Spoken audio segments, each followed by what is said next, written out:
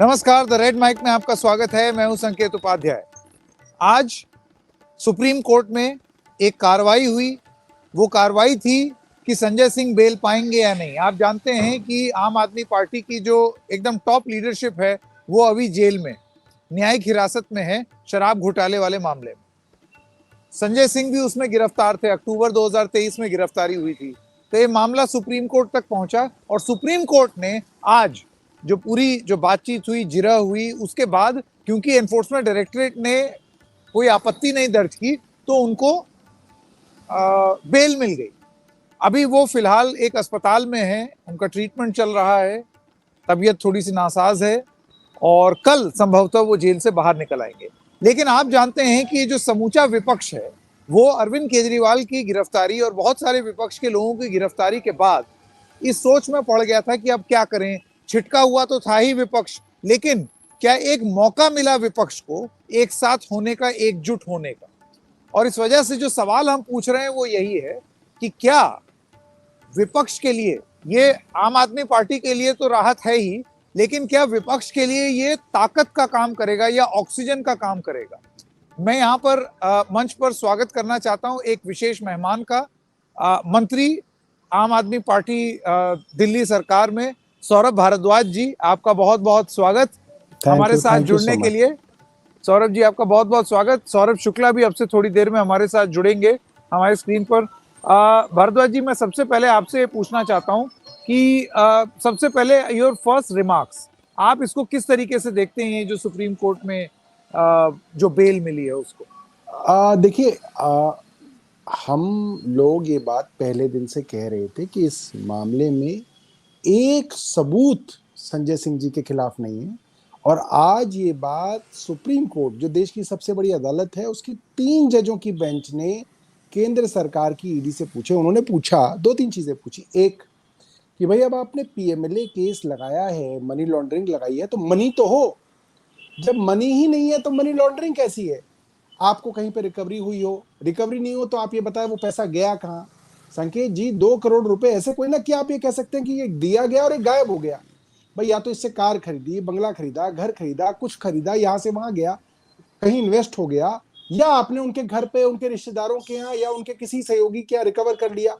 जब पैसा रिकवर ही नहीं हुआ तो पीएमएलए कैसा? दूसरी बात उन्होंने पूछी, एक गवाह है दिनेश अरोड़ा, और वो गवाह नहीं है, वो आरोपी थे। वो सबसे पहले दिनेश अरोड़ा को इसका किंगपिन बताती थी ईडी की भाई इन्होंने ही सब कुछ किया है। उस दिनेश अरोड़ा के आपने 9 बार बयान लिए, अलग अलग समय पे ईडी ने लिए, अपनी कस्टडी में लिए, फिर आपने उसको अरेस्ट कर लिया, फिर आपने उसको सरकारी गवाह अप्रूवर बना लिया, फिर आपने उसको छोड़ दिया, चार्जशीट दायर हो गई, कई सप्लीमेंट्री चार्जशीट दायर हो गई। संजय सिंह के बारे में जिक्र भी नहीं है। अब आपको संजय सिंह से खुंदक है कि ये आदमी बहुत बोलता है पार्लियामेंट में, ये बड़ी आवाज उठाता है, ये बड़ा नेता बन रहा है। तो आपने उस सरकारी गवाह को, जिसको आपने माफीनामा कर दिया था, जिसको आपने अप्रूवर बना लिया था, उसको ईडी दोबारा उठा लेती है। देखिए कितनी कमाल की बात है, कभी नहीं होता है कि एक सरकारी गवाह जिसको आपने माफी दे दी, माफीनामा कर दिया, उसको छोड़ दिया, उसको ईडी ने उसके घर से दोबारा उठा लिया और कहे भैया अब तुम दोबारा जेल में हो। अब जेल से निकलने के लिए क्या करना पड़ेगा? संजय सिंह के खिलाफ गवाही देनी पड़ेगी। तो संजय सिंह के खिलाफ उन्होंने 10वीं गवाही जो दी, उसमें उन्होंने संजय सिंह के बारे में जिक्र किया। उससे पहले संकेत जी, बाकायदा रिटन क्वेश्चंस थे ईडी के संजय सिंह जी के विषय में। उसने बोला कोई लेना देना नहीं है संजय सिंह का, कोई पैसे का लेना देना नहीं, कुछ नहीं है। उसके बाद एक झूठा बयान ईडी ने एक आदमी को, जिसके पास पैसे हैं, जिसके पास परिवार है, आप उसको जेल में बंद कर दोगे तो कुछ भी लिखेगा। उस गवाही के बिना पे आपने उनको अरेस्ट कर लिया। तो सुप्रीम कोर्ट ने पूछा भैया ये कैसे होगा कि एक आदमी की आपने 10 बयान लिए, 9 में उन्होंने संजय सिंह के विषय में कुछ नहीं बोला, वो आपने डाल दी कूड़ेदान में, वो आप रिकॉर्ड पे नहीं ला रहे। एक 10वें बयान में आपने गोलमोल स्टेटमेंट संजय जी के खिलाफ ले ली और उसके बिना पे आपने एक मेंबर ऑफ पार्लियामेंट को 6 महीने से अंदर कर रखा है। अच्छा वो स्टेटमेंट क्या है वो भी सुप्रीम कोर्ट ने बोली। दिनेश अरोड़ा कहते हैं कि उनके एक आदमी ने संजय सिंह के एक आदमी को 1-1 करोड़ रुपए 2 बार दिए। दिनेश अरोड़ा का आदमी गवाही नहीं दे रहा, संजय सिंह का आदमी गवाही नहीं दे रहा। सिर्फ एक दिनेश अरोड़ा के कहने पे आप कैसे कह सकते हैं इनके जवाब ईडी के पास नहीं थे। अब मैं उस बात पे आता हूं जो आपने संकेत जी कही कि ईडी ने विरोध नहीं किया, ऐसा नहीं है।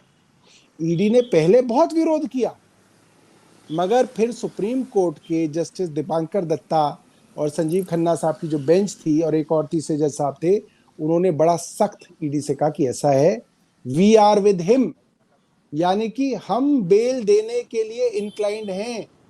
आप अपने क्लाइंट यानी कि केंद्र सरकार से इंस्ट्रक्शन लेके आइए। अगर आप इस जमानत का विरोध करेंगे तो हम इसके ऊपर जजमेंट लिखेंगे। अब इसका मतलब क्या? ये एनक्रिप्टेड बात है, ये सरकारी बात है।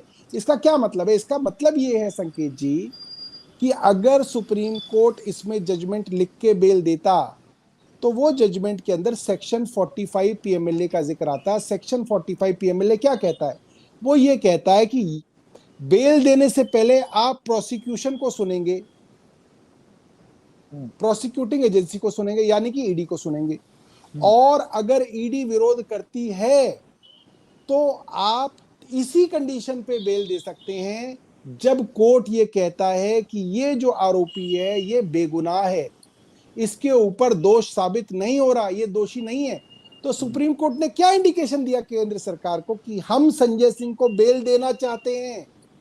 अगर आप विरोध करोगे तो सुप्रीम कोर्ट जजमेंट में लिखता कि सुप्रीम कोर्ट को लगता है कि संजय सिंह दोषी नहीं है, संजय सिंह बेगुनाह है।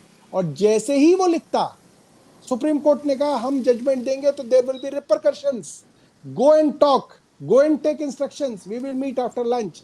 क्योंकि अगर सुप्रीम कोर्ट ये जजमेंट लिखता तो ये पूरा का पूरा केस हवा में उड़ जाता, ये केस ही तहस नहस हो जाता। आप सोचिए संकेत जी, अब तो सौरभ शुक्ला जी भी आ गए हैं, देश की सबसे बड़ी अदालत अगर ये कह देती कि ये तो दोषी नहीं है, ये तो बेगुनाह है, तो ट्रायल ही खत्म हो जाता, संजय सिंह डिस्चार्ज हो जाता।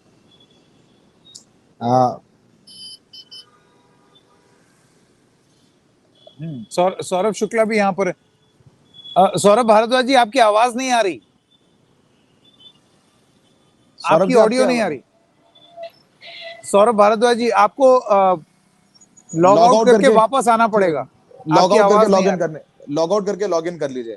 हाँ। संकेत में सुन रहा था सौरभ भारद्वाज को, शुरुआत में उन्होंने कहा कि सौरभ भारद्वाज जी बोल रहे हैं, लेकिन देखिए सौरभ भारद्वाज जी बहुत कॉन्फिडेंटली बोल रहे हैं, लेकिन हमें दर्शकों को बता दें कि भले ही ईडी ने बेल अपोज नहीं की क्योंकि उनको लगा कि अगर कोर्ट अपने आप दे देगा बेल और वो विरोध करने के बाद तो बाकी केसेस में इंपैक्ट पड़ेगा, और सुप्रीम कोर्ट अगर जजमेंट में कुछ ऐसा लिख देगा उनके बाकी केसेस में उस पर एक नेगेटिव इंपैक्ट पड़ जाएगा। लेकिन संकेत, हमने और आपने दोपहर में भी बात करी है, कोर्ट को ईडी के वकील ने लिखवा दिया जजमेंट में कि ये जजमेंट प्रेसिडेंट नहीं बन सकता, यानी बाकी के जो अक्यूज्ड हैं अरविंद केजरीवाल या विजय नायर या के कविता, इस जजमेंट के आधार पर बेल अप्लाई नहीं कर सकते। यही है सबसे बड़ी बात।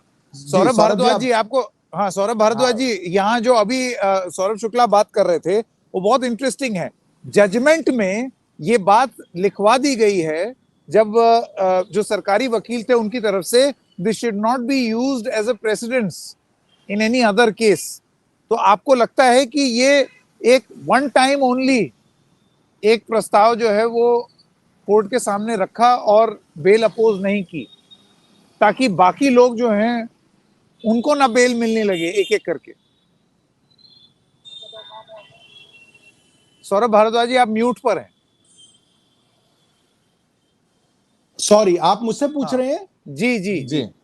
हाँ, तो ये मैं ये बताना चाहता हूं, ये ईडी ने कोई एहसान नहीं किया, ये कोई मर्सी नहीं की, ये एक टैक्टिकल मूव था ईडी का। क्योंकि ईडी को लगा कि अगर संजय सिंह के मामले में कोर्ट ने इनकी बहस सुन के बेल दी तो इनका पूरा का पूरा केस गोवा के उसी समुद्र में डूब जाएगा जहां की बात ये बार बार करते हैं। इसलिए अपनी इज्जत बचाने के लिए और अपने इस झूठे केस को बचाने के लिए और उसकी ट्रायल को बचाने के लिए ईडी ने अपने कदम पीछे लिए, क्योंकि इसके अलावा ईडी के पास और कोई चारा नहीं था।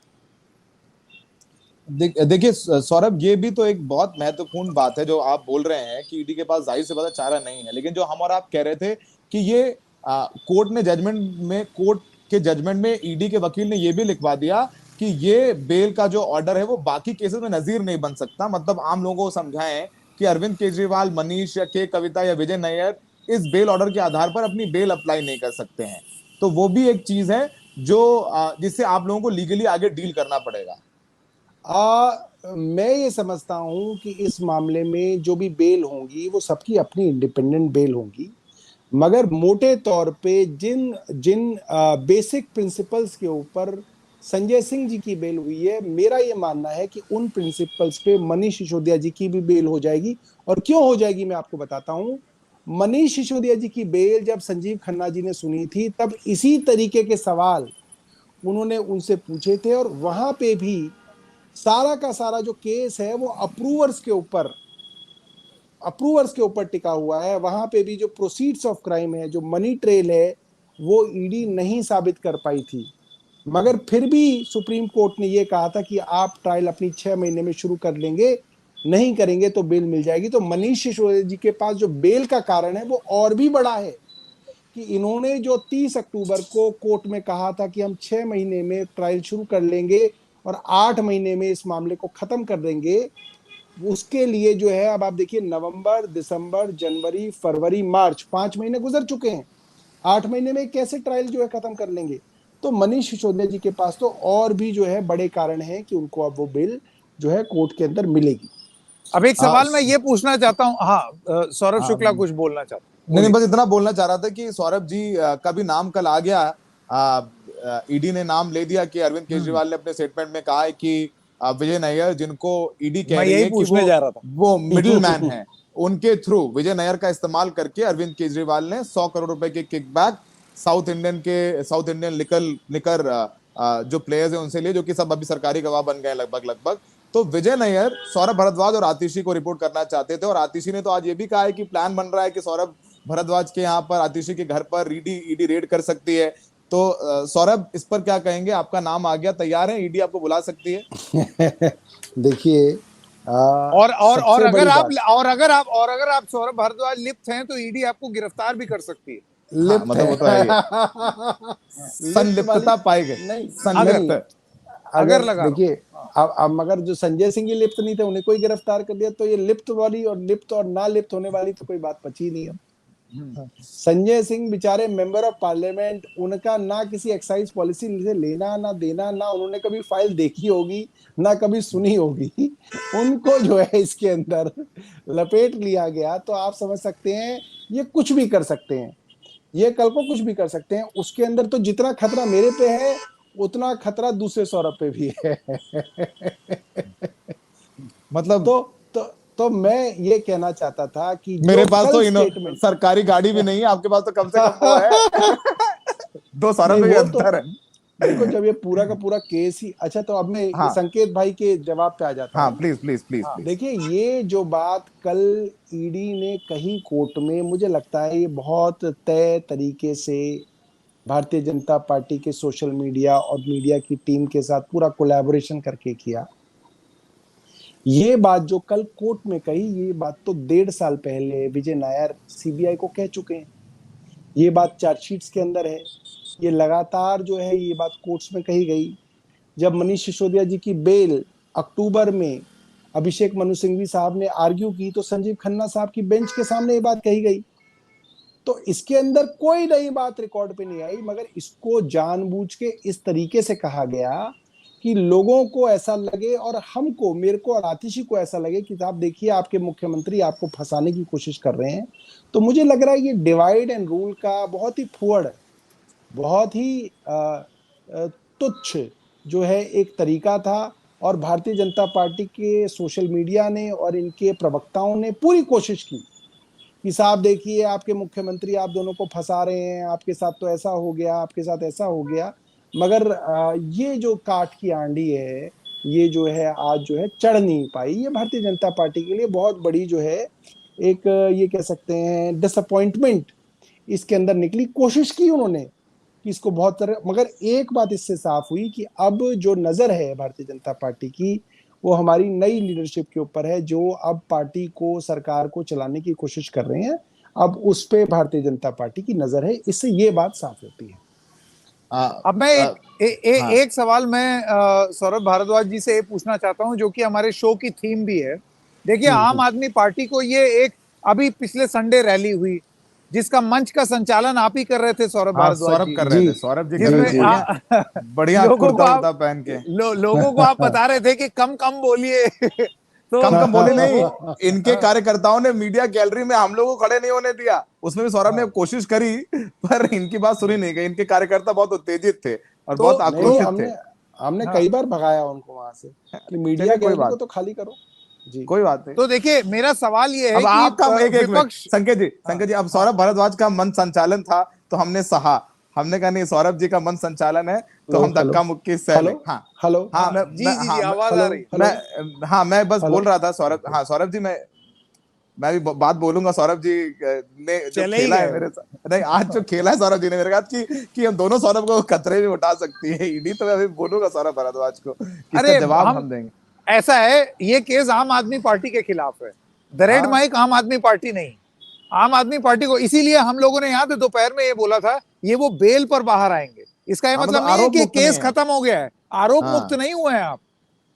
देखिए सौरभ भारद्वाज जी संकेत वापस आ रहे जी, हैं, एक सेकंड, सॉरी हाँ सौरभ, सॉरी वापस आ सॉरी गए। सॉरी हाँ सॉरी। सौरभ जी मैं हाँ आपसे ये कह रहा था कि बाकी तो सवाल करेंगे, लेकिन एक जरा चूंकि सैकड़ों दर्शक हमें देख रहे हैं, चूंकि आपका मन संचालन था तो एटलीस्ट इस सौरभ शुक्ला ने तो सह लिया जो धक्का मुक्की थी मीडिया गैलरी में, कि कम से कम चलिए आपने नामा राशि के लिए तो हम इतना बर्दाश्त कर लेंगे। आप सौरभ आवाज, सौरभ भारद्वाज जी, मेरी आवाज आ रही है? You have to log in and log out करके फिर लॉग इन करना पड़ेगा। नहीं, आपके ये बड़ी फोन आ रहे हैं, दिक्कत आपके हो रही फोन, है। वो असल में उनके फोन पे इस फोन आ रहे होंगे। उनके फोन पे फोन आ रहा होगा, इस वजह से वो ऑडियो चली जाती है। देखिए दो संकेत, आज दोबारा एक बहुत दोबारा लॉग आउट करके आना पड़ेगा सौरभ जी, माफ कीजिए, तकनीक ऐसी है, अब क्या करें इसका, देखिए इसका कुछ संकेत नहीं कर बहुत सकते। जो मैं सवाल संकेत पूछना चाहता था ना सौरभ, वो सवाल बहुत जरूरी है, और वो ये है कि समूचा विपक्ष साथ आया तो ये जो राहत मिल रही है, ये राहत सिर्फ आम आदमी पार्टी की राहत की तरह प्रस्तुत नहीं की जाएगी। ये राहत जो है वो समूचे विपक्ष की राहत की तरह इसको प्रस्तुत किया जाएगा कि पूरा विपक्ष जो है वो उसके लिए एक जीत हो रही है। मैं सौरभ भारद्वाज जी की, अब मुझे संभवतः उनको मेरी ऑडियो आ रही होगी। मेरे को सौरभ मिल जी रही है, आपको ऑडियो लगता मिल है, रही है। सौरभ जी आपको लगता है कि ये सिर्फ आम आदमी पार्टी इसको राहत मात्र की तरह ना देखे, समूचा विपक्ष इसको एक एक एक सॉर्ट ऑफ पॉलिटिकल विन में कन्वर्ट करेगा, और चुनाव से पहले। मैं हाँ, मैं ये समझता हूं इसको दो तीन चीजों से जोड़ के संकेत जी देखा जा सकता है। आप देखिए, पिछले हफ्ते ही करीब 600 सो कॉल्ड वकीलों ने एक चिट्ठी सुप्रीम कोर्ट को लिखी, ये करके कि साहब सुप्रीम कोर्ट किसी राजनीतिक दबाव में ना आए, सुप्रीम कोर्ट अपना काम करता रहे। इसका मतलब ये था कि इन लोगों को कहीं ये अंदेशा था कि सुप्रीम कोर्ट में भी अब ये बातचीत चल रही है कि भाई अब तो हद हो गई है, अब तो केंद्र सरकार ने सारी सीमाएं पार कर दी हैं और ये तो पूरी की पूरी देश के अंदर प्रजातंत्र ही खत्म कर देंगे। और इस चीज को प्रेम्प्ट करने के लिए वो चिट्ठी लिखवाई गई, कहीं ऐसा सुप्रीम कोर्ट ना कर दे कि सुप्रीम कोर्ट जो है इसके अंदर इंटरवीन करना शुरू कर दे। दूसरा, संजय सिंह अपने आप में एक ऐसी राजनीतिक शख्सियत हैं जिनका across party line, across opposition parties, उनका बहुत अपना पर्सनल रेपो है। चाहे वो शिवसेना के संजय राउत हों, चाहे वो आरजेडी के संजय झा हों, मतलब हर जगह उनके मित्र हैं। और मुझे लगता है कि संजय सिंह एक ऐसे संकट मोचन की तरीके के आदमी हैं जो विपक्ष को एक करने में एक बड़े सूत्रधार की भूमिका जो है वो निभा सकते हैं। उनकी टीएमसी से भी अच्छी बातचीत है, अखिलेश यादव उनकी इज्जत करते हैं, तेजस्वी से उनकी अच्छी बातचीत है, और ये कहा जा सकता है कि कांग्रेस के अंदर भी उनके बहुत सारे मित्र हैं। तो इसका ओवरऑल विपक्ष को और इंडिया अलायंस को मुझे लगता है कि बहुत बड़ा फायदा होगा। इस तरीके के एक आदमी की जरूरत इंडिया अलायंस के अंदर महसूस हो रही थी कि वो अक्रॉस पार्टी लाइन जाके सबको जो है एक सूत्र में बांध सके, क्योंकि आप एक देखिए एक सीट कॉन्स्पिरेसी शेयरिंग। थ्योरी भी आ रही है सौरभ भारद्वाज जी, जी और जी वो जी ये जी, है कि क्या? अब संजय सिंह का कद इतना बढ़ जाएगा और हाँ ये मान भी लिख रहे हैं लोग, समूचे विपक्ष में इतना बढ़ जाएगा कि वो मुख्यमंत्री पद के दावेदार हो जाएंगे। ये भी फिर लिख रहे आपकी हैं उनसे लोग, लड़ाइयां होने लगेंगी, सुनीता केजरीवाल जी के साथ उनका टर्फ वॉर हो जाएगा, और उसके बाद आम आदमी खूब लिख रहे पार्टी हैं में ही लोग, दो ये फाड़ लोग हो खूब लिख जाएंगे। रहे हैं, ये खूब लिख ये रहे हैं लोग। धड़ाधड़ मैं चल रहा है। मैं संकेत जी ये बताना चाहता हूं कि संजय सिंह जी को मैं व्यक्तिगत रूप से जैसे जानता हूं, संजय सिंह का दिल सोने का है, सोने का। He is a man with a golden heart. वो इन सब चीजों से बहुत अलग तरीके के आदमी, जब मैंने कहा संकेत भाई कि वो एक अक्रॉस पार्टी लाइन लोगों को पिरो के रख सकते हैं, तो वो तभी पिरो सकता है कोई आदमी जब वो अपने छोटे छोटे स्वार्थों को पीछे सक रखता हो और कहता हो नहीं, let's work as a team. तो ये जो भूमिका है संजय सिंह की, वो इसलिए ही मिलेगी क्योंकि वो इन सब चीजों से अलग हैं, वो इन सब चीजों से मतलब कि परे हैं। और जिस तरीके का उनका रिश्ता अरविंद केजरीवाल जी से रहा है, मुझे इसकी थोड़ी भी गुंजाइश नहीं लगती कि उनके और केजरीवाल जी के बीच में या उनके और किसी पार्टी की लीडरशिप में इस तरीके का कुछ भी जो है इस तरीके का हो सकता है। ये कॉन्स्पिरेसी थ्योरी रहेंगी। क्यों रहेंगी? क्योंकि कॉन्स्पिरेसी की कोशिश की गई कि आतिशी के बीच में और सुनीता भाभी के बीच में जो है कुछ इस तरीके का किया जाए। मेरे आतिशी और हमारे मुख्यमंत्री जी के बीच में डाला गया कि साहब देखिए इन्होंने तो इनका नाम ले दिया, अब तो इनका क्या होगा, इनके मुख्यमंत्री ने इनको फंसा दिया। भारतीय जनता पार्टी को उम्मीद थी कि अरविंद केजरीवाल के जेल में जाने के बाद ये पार्टी बिखर जाएगी, इसमें लड़ाइयां हो जाएंगी, अंतरकलह हो जाएगी। और जब ये शगुफा छोड़ा गया कि नहीं साहब आपको नया मुख्यमंत्री बनाया जाएगा, मुख्यमंत्री अरविंद केजरीवाल नहीं रह सकते, कोई नया चुनना पड़ेगा, तो उन्होंने सोचा कि जरूर अब तो लड़ाई भड़ाई होगी, अब तो ग्रुप बनेंगे कि नहीं साहब मेरा मुख्यमंत्री बन जाए, मैं बन जाऊं, तू बन जाए। मगर ऐसा कुछ हुआ नहीं। सारे विधायकों ने कहा नहीं, अरविंद केजरीवाल ही रहेंगे, मुख्यमंत्री तो अरविंद केजरीवाल ही रहेंगे। तो ये जो दाव था भारतीय जनता पार्टी का, ये उल्टा पड़ गया। तो इसलिए कई तरीके की कोशिश भारतीय जनता पार्टी कर रही है, और वो इसलिए कर रही है क्योंकि जैसे आप होते हो वैसा ही आप दूसरे को देखते हो। भारतीय जनता पार्टी को लगता है कि इसी तरीके के सत्ता के भूखे प्यासे लोगों का गुट है आम आदमी पार्टी। ऐसा नहीं है, और पर भारतीय भारद्वाज जनता जी पार्टी आपको को लगता है कि महसूस हो रहा है। आपको लगता है समूचे विपक्ष के लिए संजय सिंह जो हैं वो राजनीतिक गोंद का काम कर सकते हैं या हंड्रेड करेंगे, परसेंट ब्रांड एम्बेसडर की तरह अलग अलग जगह? हंड्रेड क्योंकि 100% जी, संजय सिंह जी के अंदर वो सारे गुण हैं। राजनीतिक तौर पे बहुत मेच्योर हैं, अपना स्वार्थ पीछे रखते हैं, सब लोगों से बातचीत करते हैं, और मतलब एक अलग तरीके के आदमी है। तो और दूसरी बात, कार्यकर्ताओं के अंदर उनका अच्छा प्रभाव है। तो इस रूप से मुझे लगता है कि आम आदमी पार्टी के लिए और समूचे इंडिया गठबंधन के लिए वो एक संजीवनी की तरह है। और आज एक और मंगलवार कॉन्स्पिरेसी को थ्योरी भी है, एक और बताइए कॉन्स्पिरेसी थ्योरी भी है सौरभ शुक्ला, क्या और मैंने आज ये देखी भी, वो ये है कि ये अकेले ऐसे व्यक्ति हैं जो कि इस लिकर केस में बिना सरकारी गवाह बने, बिना अप्रूवर बने बेल पाए। हाँ, बाकी ये जितने पहले लोगों को बेल मिली है वो वो सारे सब अप्रूवर हैं। तो कहीं ऐसा राघव तो नहीं है मगुंता कि रेड्डी, शरद संजय चंद्र सिंह जी रेड्डी। जो हैं वो भाजपा जा रहे हैं? ये भी एक थ्योरी ये भी नहीं एक नहीं थ्योरी है। नहीं, ये जो मुझे, अब मैं, आपने अपने मन की बात की तो मैं भी अपने मन की बात मेरे कह मन दूं। की अरे बात नहीं है भाई, अरे एक नहीं, ये लोग सेकंड, लिख मैं रहे हैं भैया, सवाल, अरे मेरे को सवाल। ये किसी ने बताया कि ये जो कॉन्स्पिरेसी थ्योरी है, ये अभी अभी रेड माइक के 2 लोगों ने जो है बनाई है, और इस ना, अरे थ्योरी को जो है हमारे ऊपर डाल दिया गया है। ना, बिल्कुल नहीं, वैसे बिल्कुल नहीं, ये वैसे हाँ, ये ठीक है, कह लो लोकतंत्र है, कह लो, कह लो। आप वैसे तो नहीं ये भी ऐसा कह सकते हो कि बीजेपी ने सौरभ शुक्ला को और संकेत उपाध्याय को एनडीटीवी छुड़वाया ताकि रेड माइक ये में आकर के वो एजेंडा चला सके। ये भी कह सकते हो सर आप, सौरभ भाई। नहीं नहीं, मैं आपको सबसे पहले तो भाई आपको रेड माइक की भी शुभकामनाएं दूंगा। मैं पहली बार आपके जो है इस चैनल के ऊपर जो है एज दूसरी अ बार, दूसरी बार पैनलिस्ट, आज आज पैनलिस्ट के तौर पे तो पहली बार हूँ। नहीं, वो इंटरव्यू तो ही कर रहे हैं इंटरव्यू था, आपका। ये वो भी तो पहले इंटरव्यू कर इंटरव्यू रहे था। हैं। हाँ, ये पैनलिस्ट एक क्या है अच्छा, यहाँ? ये एक ऐसा है। ये तो देखिए, हमारा 8 बजे और का शो ना सौरभ जी, 8 बजे जी का शो बहुत जी, पॉपुलर है, अभी बहुत सैकड़ों लोग आपको देख रहे हैं, और इतने लोग देख रहे अच्छा हैं कि बाकी चैनल्स को देखेंगे जाके तो उनसे बहुत ज्यादा लाइव देख रहे हैं, और बड़ा अच्छा कैंडिड करते हैं, अच्छा। दिल की बात करते हैं आम लोगों की तरह। तो वही नहीं नहीं, आम बात थी। मुझे तो आप मतलब लोग तब भी पसंद थे जब आप एनडीटीवी में थे, और अब भी पसंद है जब आप यहाँ पे आ गए हैं। और मेरी तरफ से पूरी शुभकामनाएं एक कि आप सवाल जो है आपसे, लोकतंत्र की आवाज उठाते रहें। एक सवाल सौरभ जी, बहुत सीरियस है।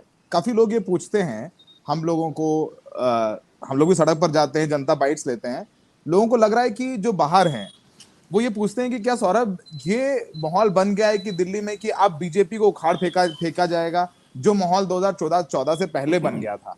कि जैसे जैसे 2G या कोल का पूरा मामला इंडिया अगेंस्ट करप्शन में आया, तो सबको ये लग रहा था कि मतलब सोनिया गांधी और मनमोहन सिंह ने तो उनकी जेब से पैसा निकाल करके भ्रष्टाचार किया और ये एंटी माहौल बन गया था। हाँ। मुझे लगता है लोगों को बुरा लग रहा है, लेकिन क्या वो गुस्सा है लोगों के अंदर? आप चूंकि जनप्रतिनिधि हैं, क्या वो गुस्सा है लोगों के अंदर कि वो बीजेपी को जाके बिल्कुल वोट नहीं देना है कसम खा के? क्या वो गुस्सा नजर आ रहा है आपको लोगों में? सौरभ जी, मैं इसको इस तरह से कहूंगा कि दिल्ली के अंदर बेसिकली लोग बड़े व्यस्त।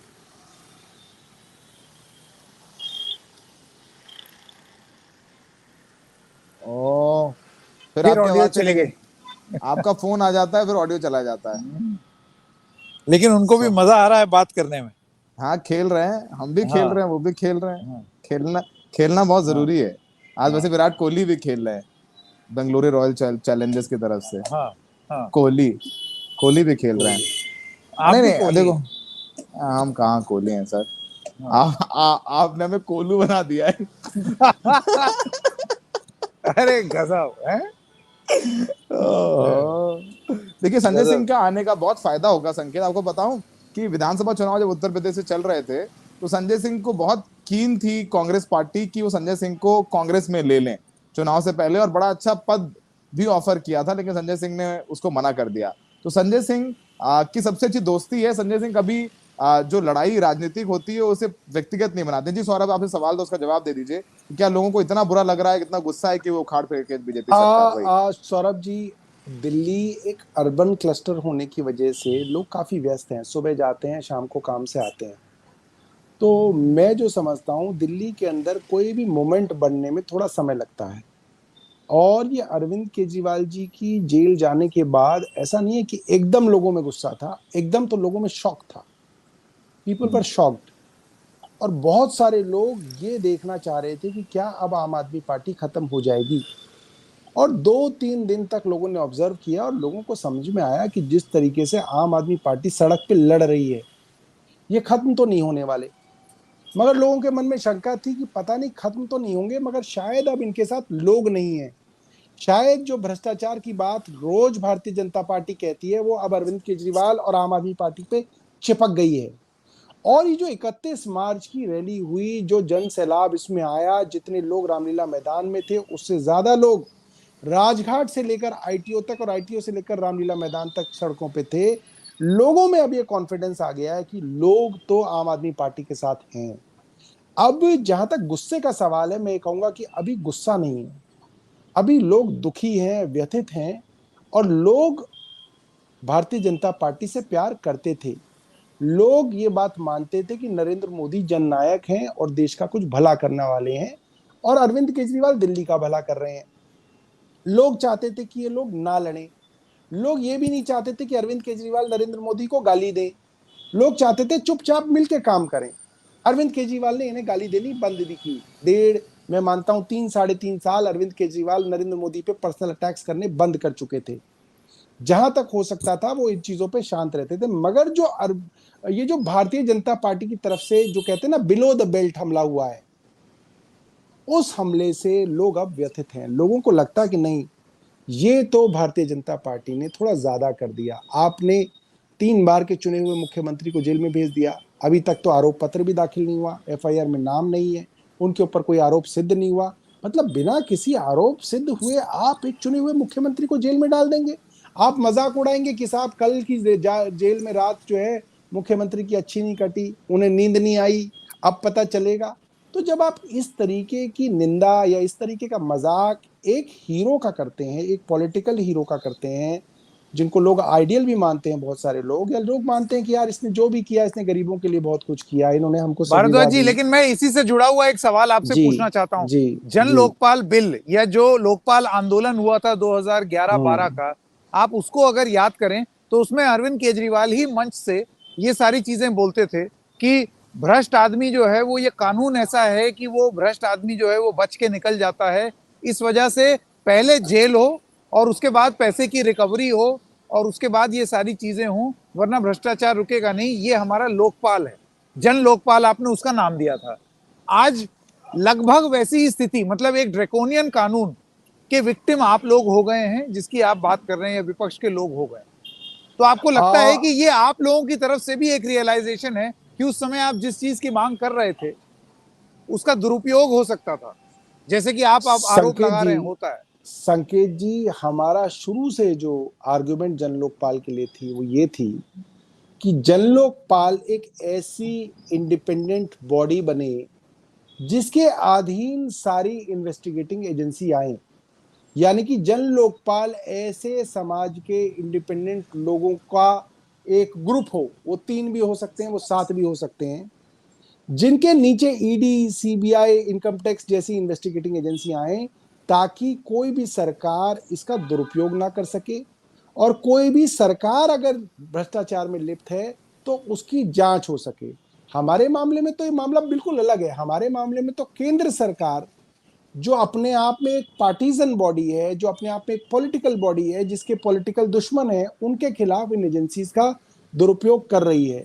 तो मैं समझता हूं आज की तारीख में तो जन लोकपाल और भी ज्यादा जो है वो प्रासंगिक। उसकी प्रासंगिक हो जाता है कि एक इंडिपेंडेंट बॉडी के अंदर ये सारी की सारी इन्वेस्टिगेटिंग एजेंसीज आनी चाहिए। चलिए, बहुत बहुत धन्यवाद सौरभ भारद्वाज जी, Thank समय you. निकालने के लिए। Thank you very much. Thank अब यू। सौरभ जी से आज हम हमने लोगों बात कर ली है। अगर सौरभ जी को ईडी गिरफ्तार करेगी तो उनका चला देंगे रेड माइक तो को, दोष दिया आप आखिरी पे इंटरव्यू। नहीं, तो दोष आप पे हाँ। जाएगा कि मैं रेड माइक पे आया और मुझे ईडी ने गिरफ्तार कर लिया। चलो अब आप ठीक समझ है, ठीक है, नहीं ठीक है, ठीक है। ये जो आपने हमें बहुत ऊंचा आंक दिया है फिर कि उसके संकेत सर उसके बाद ना, जब ये कहेंगे कि रेड माइक पे आया इसलिए मैं ईडी गिरफ्तार के, फिर बीजेपी हमें और आपको राज्यसभा ऑफर करेगी, पर हम लोग मना कर देंगे, ये भी नहीं करेंगे नहीं, हम लोग। फिर उसका नुकसान ये होगा कि फिर कोई रेड माइक पे आया नहीं करेगा, कहेंगे यार इनके पे आए और अंदर गए। ये बताइए तो राघव अब चड्ढा कहाँ है? तो अब आप सौरभ दोनों ये भारद्वाज पूरी जी, कोशिश राघव कहाँ है? अब आप- राघव कहाँ है? सौरभ भारद्वाज जी, चलो राघव चड्ढा कहाँ है? अच्छा, वही आंखों बताता के, अरविंद केजरीवाल जी के आंखों के तारे, इतने अच्छा, सवाल उठ रहे हैं कि वो आ 100 क्यों नहीं लोग रहे? पूछ रहे हैं, ये 100 लोग कमेंट में पूछ रहे हैं, 100 लोग इस वक्त। सुनिए, अरविंद केजरीवाल जी की आंखों के तारे अपनी आंखें ठीक कराने यूके गए हुए हैं। है ना? तो आप हाँ। सोचिए, जो केजरीवाल की आंखें, अगर उनकी आंखें ठीक नहीं देंगे तो कैसे ठीक रहेगा? अब लेकिन ये आज कैसा, दोनों को ये कैसा ट्रीटमेंट है जो कि 3-4 महीने तक चलेगा? और क्या सौरभ दिल्ली में has अच्छे become अस्पताल very, नहीं है? वहां का तो अस्पताल आपने बना। नहीं, अब आप लीडिंग क्वेश्चन नहीं पूछ सकते। सुनिए मेरा सुनिए, मेरा अच्छा इंटरव्यू। सुनिए, हाँ चलिए अब आप करिए। दोनों को ये पूरी कोशिश करनी है कि मैं जेल ना जाऊं, वरना देखो आपका चैनल बदनाम हो जाएगा। तो ठीक है, ईडी की गाड़ी के आगे जो है खड़े, ईडी की गाड़ी के आगे खड़े हो जाएंगे, कहेंगे देखो ऐसे नहीं, मैं इसका जवाब मैं दे। ऐसी कोई गारंटी मैं सौरभ भारद्वाज को देने को तैयार नहीं हूँ, क्योंकि हमारा भैया- काम सवाल पूछना है भैया बस। बड़ी मुश्किल आपको तो बोलना चाहिए कि रेड माइक और मजबूत रहे, ताकि जो है सवाल और आवाज उठाता रहे। आपको पता है नहीं, आप मजबूत रहिए। और देखिए, रेड माइक के लिए ही मैंने उस दिन जो है वहां पे लाल किले, रामलीला मैदान पे लाल कुर्ता पहना था। सौरभ यार, मतलब ये जो आप संकेत सर, मैं सौरभ भारद्वाज जी को बहुत पहले से जानता हूँ, जब पहली बार मंत्री बने थे, और हमारे एनडीटीवी के नजदीक में ही हम लोग शाम को बिल के ऑफिस से बैठ के, सौरभ जी इतने अब वो वाले प्रवक्ता हो गए ना, मतलब कि मतलब कहीं भी कुछ भी खेल देंगे, आंखों के तारे अपनी आंखें टिकाने गए। लोग हाँ। इनको हरभजन सिंह कह रहे हैं, स्पिन मास्टर है। हाँ। मास्टर। ये मगर कैरम हरभजन बॉल, सिंह हमारे लिए स्पिन करने के लिए तैयार नहीं है। हाँ वो राज्यसभा सांसद है आपके, हाँ वो आपके तो सांसद है, ये भी तो अरे बड़ी समस्या है। ये सौरभ जी, इनको- भारद्वाज जी खुद अपने आप को आप ट्रोल क्यों कर रहे हैं हरभजन सिंह वाले मुद्दे पे? दो राजनेता हैं जिनको अपनों ने बहुत लूटा है, एक अरविंद केजरीवाल, दूसरे अखिलेश यादव, जिनको इन्होंने अपना बनाया, वो कहीं ना कहीं जाके ईडी का अप्रूवल, मतलब कह देंगे, तमाम चीजें हैं जो मिलके गए तो बड़ा मुश्किल है। खैर बहरहाल सौरभ जी बहुत बहुत शुक्रिया, थैंक आपको शुक्रिया। शुभकामनाएं, भगवान करे आप बाहर रहे, बाहर और रहे, विपक्ष का मजबूत रहना बहुत बाहर जरूरी है रहे, सर। आबाद रहे।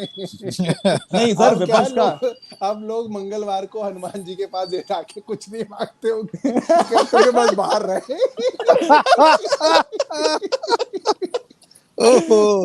चलिए, वही बहुत मजा आया। ठीक है। जय हनुमान। जय बजरंगबली, जय जय बजरंगबली। जय बजरंगबली।